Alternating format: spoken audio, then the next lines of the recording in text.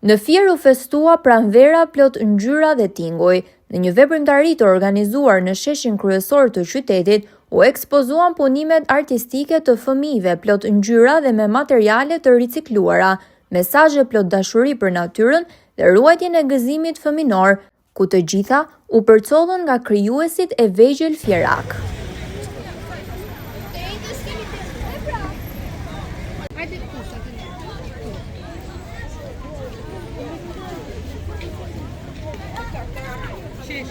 Ka shkolla Qemal Mehmetajt Sakran, fëmijët kanë prezantuar, kanë sjell materiale të riciklueshme, kanë përdorur letra, plastik, dru dhe edhe gur, dhe kanë sjell një mesazh të qartë, duke bërë këto punimet që pranvera duhet të vijë sa më e pastër. Kemi përfaqësues dhe kemi bërë disa punime të bukura për ditën e verës, ku kjo ditë